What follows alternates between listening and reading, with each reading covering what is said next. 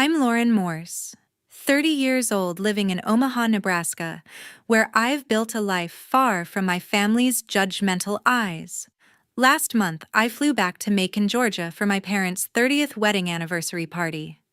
Picture this, a packed banquet hall, relatives and friends clinking glasses toasting to love and legacy.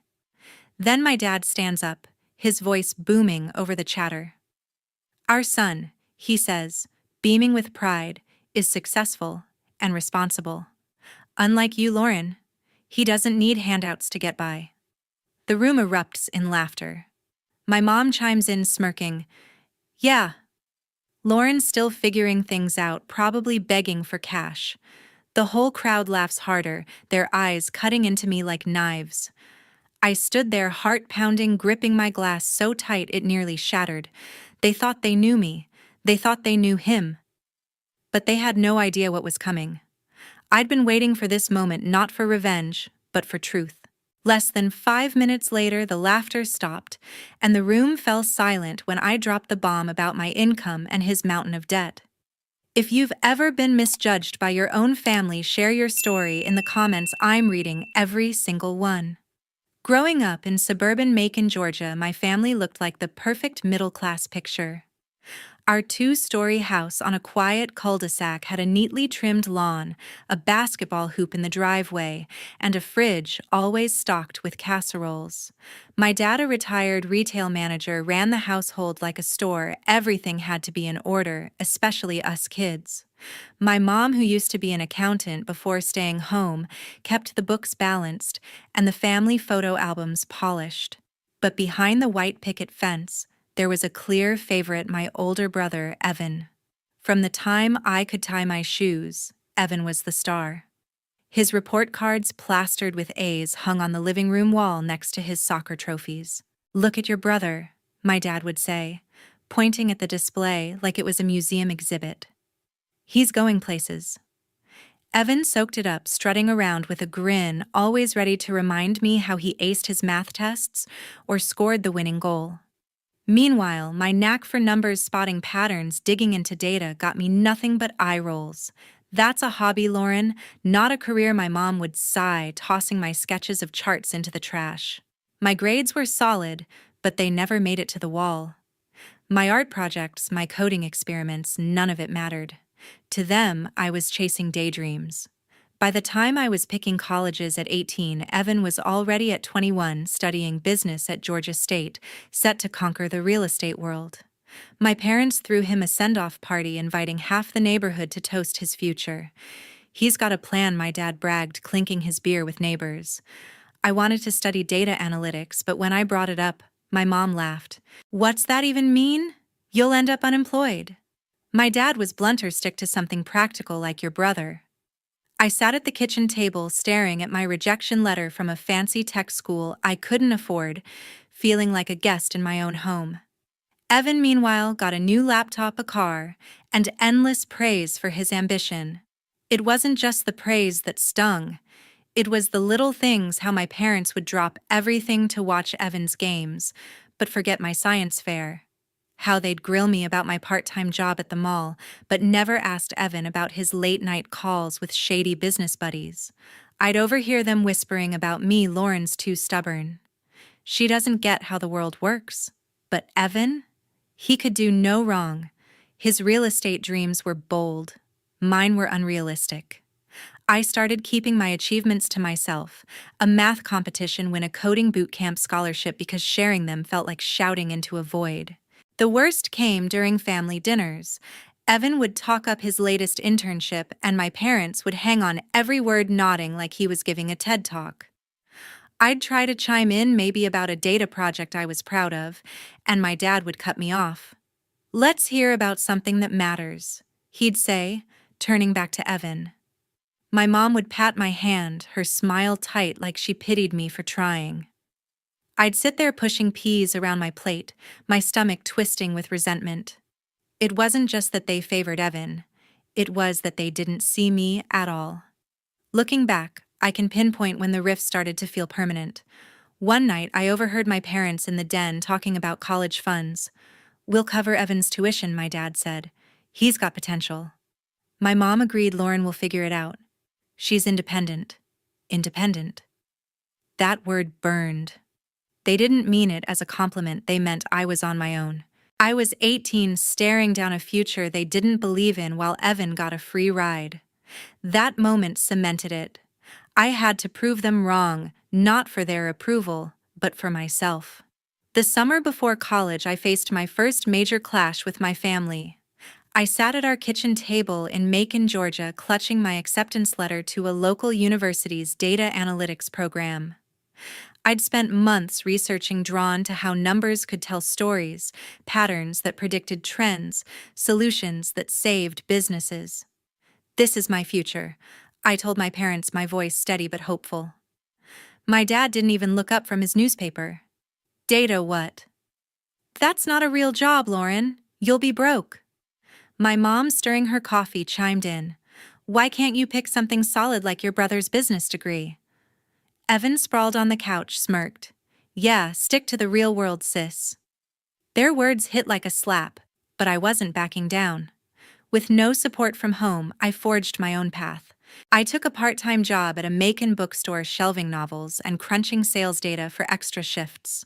My parents didn't notice the late nights I spent studying, balancing spreadsheets with textbooks. I enrolled at the University of North Georgia, a small campus I could afford without their help. My dad called it a waste of time, but I graduated debt-free thanks to scholarships and grit. At 22, I packed my bags and moved to Omaha, Nebraska, a city buzzing with startups perfect for a data analyst like me. I landed a gig at a marketing firm turning raw numbers into campaigns that drove millions in revenue. By 25, I was leading projects, my salary climbing to six figures. No loans, no handouts, just my own hustle. Meanwhile, Evan was basking in my parents' praise. His real estate ventures in Atlanta were the talk of every family call. Your brother closed another deal, my mom would gush over the phone, never asking about my work. My dad sent me articles about Evan's promising projects, as if I needed a reminder of his supposed success. But I started noticing cracks. During a rare visit home, I saw Evan pull up in a sleek BMW, its chrome glinting under the Georgia sun. New ride, he bragged, tossing the keys. I raised an eyebrow. How'd you afford that? He shrugged, dodging the question. Later, I overheard him on the phone, his voice tense, arguing about missed payments. My parents didn't seem to notice or didn't want to. I kept my head down, building my life in Omaha. My apartment, a cozy loft downtown, was my sanctuary. No trophies on the walls, just my own quiet pride. I earned a promotion to senior analyst, leading a team that shaped national ad campaigns. Clients praised my work. One even flew me to Chicago for a conference, calling my insights game-changing. I sent my parents an email about it, hoping for a shred of recognition. My mom's reply was a single line. That's nice, but have you talked to your brother lately? My dad didn't bother responding. Their silence stung, but it fueled me. I wasn't proving myself to them anymore. I was doing it for me. Evan's life, though, was starting to unravel. On a call with my mom, she let slip that Evan had asked for a small loan to cover some business costs.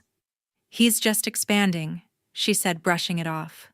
But I'd seen his social media, lavish dinners, designer suits, a lifestyle that screamed overreach.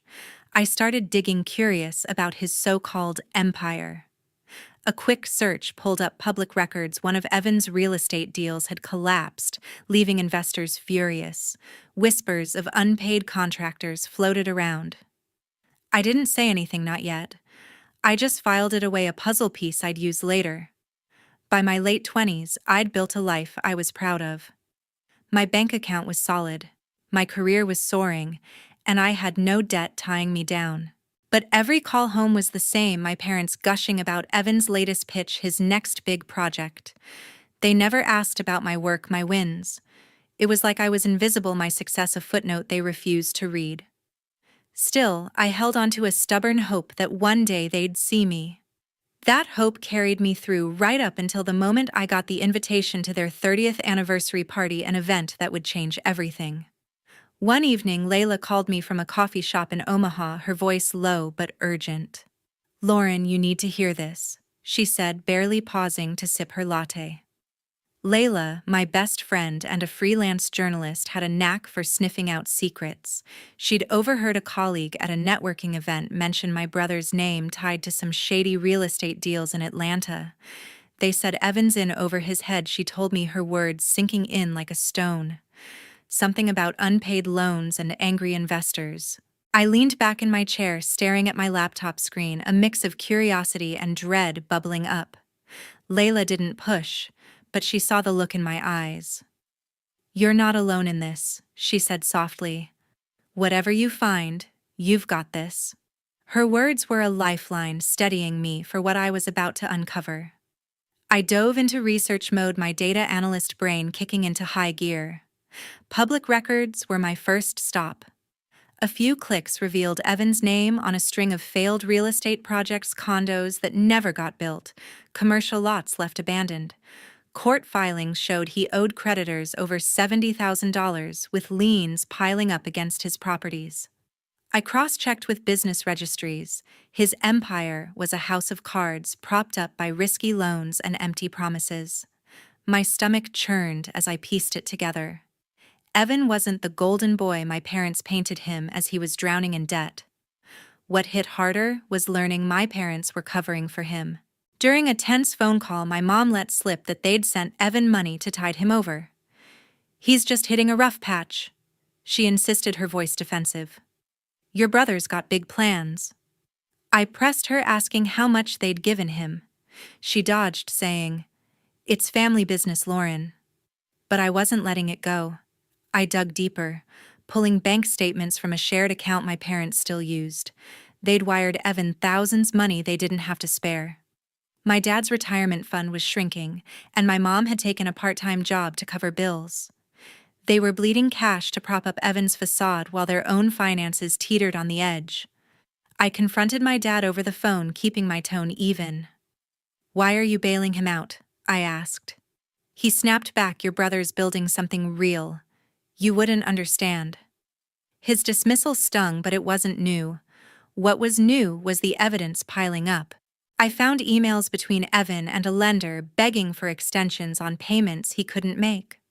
Another search turned up a forum where contractors complained about his unpaid invoices. The more I uncovered, the clearer it became. Evan's success was a mirage built on lies and borrowed time. Layla's call had lit the spark, but my own instincts kept me digging. I started noticing patterns in Evan's behavior, how he'd dodge my questions about his business, how his social media flaunted vacations and watches he couldn't possibly afford. I remembered a family call where he bragged about a new deal, but his voice cracked when my mom asked about the details. My parents didn't notice, too busy praising his ambition. I did. That crack was the first thread I pulled, unraveling the myth they'd built around him. The deeper I went, the angrier I got, not just at Evan, but at my parents for enabling him. They'd lecture me about responsibility while funneling money to a sinking ship. I thought about calling Evan out, but I held back. Confronting him now would tip him off, and I wanted hard proof before I made a move. So I kept quiet, saving screenshots, documents, anything that could expose the truth. My parents' 30th anniversary party was looming, and something told me it would be the perfect stage to set things right. A month before my parents' 30th anniversary party, I got an email from my mom with a flashy digital invitation. They were throwing a grand celebration in Macon, Georgia, at a swanky banquet hall, complete with catered food, a live band, and a guest list packed with relatives and old friends. "We're pulling out all the stops," she wrote, her words dripping with pride. I stared at the screen, a knot forming in my stomach. My parents weren't the type to splurge like this, not with their retirement account dwindling and my mom's new part-time gig at a local bank. Something didn't add up. I booked a flight from Omaha to Macon, determined to figure out what was going on. When I arrived at my childhood home, the air felt thick with tension. My dad was on the phone arguing with someone about a payment plan, his face red. My mom was sorting through catering menus, muttering about costs, but brushing off my questions. "It's a special occasion," she said, avoiding my eyes. I noticed a stack of bills on the kitchen counter, past due notices from a credit union. Later, I overheard my dad whisper to my mom, "We'll cover Evan's share too." My heart sank. They'd taken out a loan, not just for the party, but to bail out my brother again. I checked their bank statements on the family account. $5,000 wired to Evan last month, plus a $10,000 loan for the venue. Their savings were nearly gone. I confronted my mom in the living room, keeping my voice calm. "Why are you borrowing money for this?" I asked. She waved me off. "Your brother's helping with his connections. He's doing fine." But I knew better. Evan's connections were a front. His debts were mounting, and my parents were sinking with him. I didn't push further. They'd only dig in deeper. Instead, I started preparing. If they wanted to parade Evan as their pride and joy, I'd show them the truth. I spent nights in my old bedroom compiling a file, bank statements proving my six-figure income tax returns showing no debt, and copies of Evan's liens and creditor complaints. I organized it all into a sleek presentation, every number a bullet in my arsenal. The day before I left for Macon, I met Layla for coffee in Omaha. She was in town for a freelance assignment covering a tech conference. We chatted about her latest article, a piece on startup failures. "Lots of big talkers crash and burn," she said, sipping her espresso. I nodded, thinking of Evan, but keeping it to myself. Layla didn't pry. She knew I was dealing with family drama, but stayed out of it, sticking to shop talk about deadlines and editors. Her neutrality was a relief. I didn't need a cheerleader, just a moment to breathe before the storm. Back in Macon, I helped my parents with last-minute party prep, biting my tongue as they bragged about Evan's latest deal to anyone who'd listen. At a family barbecue, my dad clapped Evan on the back, telling cousins, "My son's got a knack for business." Evan grinned, but his eyes darted to me like he knew I was watching. I smiled back, my folder of evidence tucked safely in my suitcase. I wasn't angry anymore, just focused. My parents had spent years dismissing me, propping up Evan's lies. This party wasn't just a celebration. It was their stage to show off a fantasy. I'd let them have their moment until it was time for mine. I rehearsed my plan in my head, picturing the banquet hall, the clinking glasses, the crowd. I'd wait for the perfect moment when their praise for Evan peaked to lay out the facts. My income, my stability, versus his $70,000 debt and crumbling ventures. I didn't want to humiliate them, but I needed them to see the truth, not just about Evan, but about me. The party was days away, and I was ready to turn their narrative upside down. The night of my parents' anniversary party unfolded at a fancy restaurant in Macon, chandeliers casting a warm glow over linen-covered tables. Guests in suits and dresses mingled, their laughter mixing with the clink of champagne glasses. I stood near the bar, my folder of documents tucked in my purse, my heart pounding like a drum. My dad took the stage, his voice booming through the microphone. 30 years of marriage, he said, raising a glass, and we're proudest of our son Evan, a real go-getter who's made it big. The crowd cheered, and my mom joined in, her smile wide. Unlike Lauren, she added, her tone sharp, who's still scraping by, probably begging for cash. Laughter rippled through the room, relatives and friends glancing at me with pity or amusement. I gripped my purse, my nails digging into the leather. Evan stood tall beside my parents, basking in their praise, his suit pristine, but his eyes uneasy. I caught his glance, a flicker of worry crossing his face. My dad continued, "Evan's built a life of success and responsibility, something we all admire." The applause grew louder, but I'd had enough. I stepped forward, my voice cutting through the noise. "Can I say something?"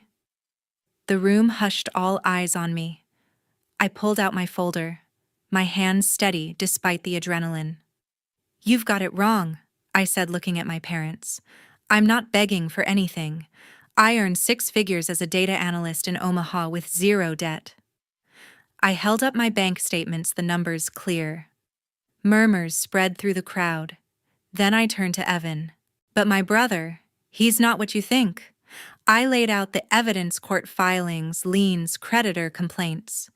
Evan owes over $70,000 from failed real estate deals. His projects collapsed, leaving investors high and dry. The room went silent, the air heavy. My dad's face paled, his glass trembling. My mom's smile vanished, her eyes darting to Evan. He opened his mouth to protest, but I wasn't done. "I've got the receipts," I said, showing emails where he begged lenders for extensions.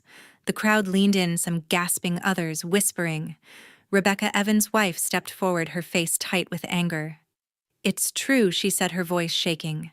"Evan hid the debt from me for years. We're separated because of it. He lied to everyone." The revelation hit like a thunderclap. Guests stared at Evan, their cheers replaced by stunned silence. A cousin dropped her fork, the clatter echoing. My dad tried to speak. "Lauren, this isn't the time," but I cut him off. "It's exactly the time. You've spent years calling me a failure while propping up his lies." I pointed at Evan, who stood frozen, his charm crumbling. My mom clutched her necklace, her eyes wide with shame. The room felt like a courtroom, every guest a juror. An uncle shook his head, muttering to his wife. A family friend turned away, embarrassed for my parents. Evan's face burned red, his fists clenched, but he had no defense. The documents were undeniable, public records, bank transfers, his own words in black and white. I didn't raise my voice or gloat. I let the truth do the talking.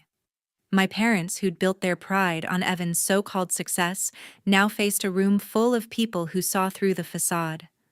The celebration they'd planned to showcase their perfect family had become their undoing. I put my folder away, my point made. I didn't need their approval anymore, but I needed them to know who I was and who Evan wasn't. The silence stretched heavy with the weight of their misjudgment. I walked back to my seat, the crowd parting their whispers, following me. My parents stood on stage, exposed, their legacy tarnished. Evan slunk away, avoiding everyone's eyes. The party continued, but the mood had shifted. No one could unhear what I'd said. After that fateful party, my family was never the same. The truth I'd laid bare in that Macon restaurant shattered the illusion my parents had clung to for years. A week later, my mom called, her voice trembling with a mix of anger and desperation. "Lauren, we need your help," she said, admitting their savings were gone, drained by loans for Evan and the lavish celebration. "Can you send us some money?" I sat in my Omaha apartment, staring out at the city skyline, my resolve hardening. "No," I said firmly. "You made your choices." I hung up, and that was the last time we spoke. I blocked their numbers, my inbox, their social media. The family I'd once hoped to please was now a closed chapter. Evan's downfall came swiftly. With his debts exposed, creditors closed in like vultures. Court documents I later found showed his real estate ventures were officially bankrupt. His assets seized to cover over $70,000 in unpaid loans. His Atlanta condo, once a symbol of his success, was foreclosed, leaving him scrambling for a cheap rental. Rebecca filed for divorce, unwilling to stay with someone who'd buried her in lies. "I trusted him," she told me in a brief call, her voice heavy with regret. "He ruined us." I listened, offering no comfort. Her pain was real, but so was mine. Evan's charmed life built on borrowed money, and my parents' blind faith had collapsed into rubble. My parents faced their own reckoning. The social circle they'd cherished in Macon turned cold. Relatives who'd clapped for Evan's boasts at the party now whispered about his failures. A family friend, once a regular at their barbecues, stopped inviting them to gatherings. My dad's golf buddies started dodging his calls, embarrassed by the spectacle of that night. My mom, who'd prided herself on her spotless reputation, found her book club meetings awkward, with members avoiding her gaze. Their status as the perfect middle-class couple, so carefully curated, was now a punchline. They tried reaching out to me through mutual contacts, but I held firm. No apologies could undo years of dismissal. I focused on my life in Omaha, where my career as a data analyst continued to thrive. I led a major project for a retail chain, boosting their sales by 20% with my predictive models. My team threw a small celebration, and I invited Layla, who was in town for a tech summit. We sat in a sleek conference center sipping overpriced coffee discussing her latest article on data privacy. "You're killing it," she said, grinning, her notebook stuffed with notes from the event. I smiled back, grateful for her friendship but glad she didn't pry into my family mess. Our talk stayed light, centered on work and industry trends, a welcome break from the chaos I'd left behind. Evan tried contacting me once, a rambling voicemail begging for a loan to get back on his feet. His voice cracked, stripped of its usual swagger. I deleted it without responding. He'd made his bed. Luxury cars, fake deals, lies to everyone, and I wasn't going to prop him up. Public records showed he'd moved to a small apartment working odd jobs to scrape by. Rebecca, now free of him, had relocated to Savannah, starting fresh with a teaching job. I didn't reach out.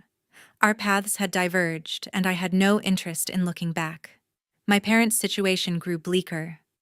A cousin let slip that they'd downsized to a smaller house, unable to keep up with their old mortgage.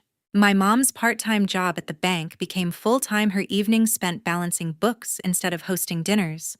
My dad, once the proud patriarch, withdrew, his confidence shaken.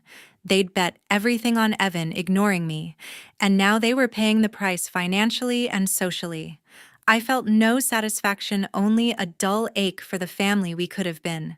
But I'd made my choice to protect my peace, to live for myself.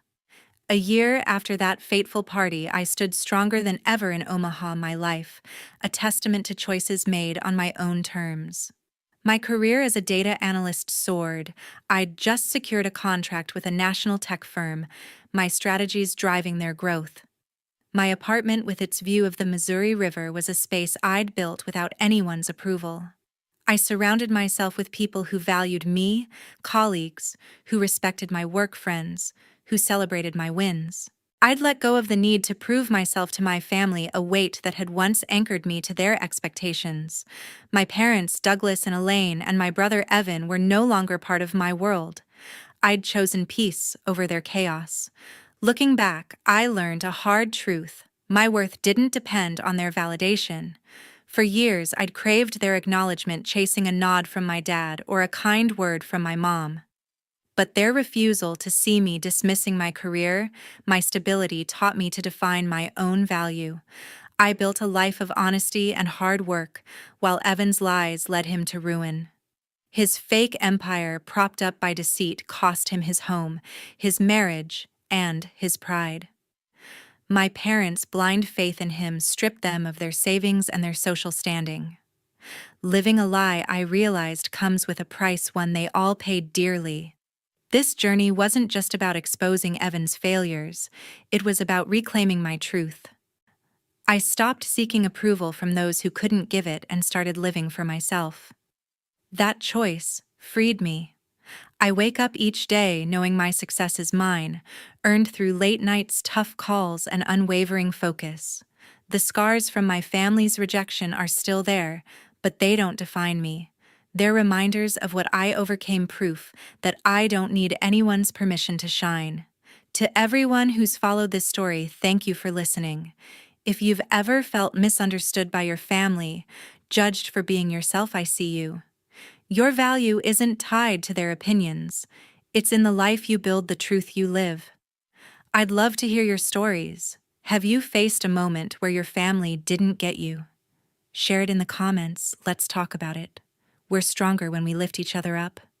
I'm Lauren, and I'm free. Not because I won their approval, but because I stopped needing it. Living authentically without masks or pretense is my victory. It's a freedom I wish for everyone, a life where you're enough just as you are.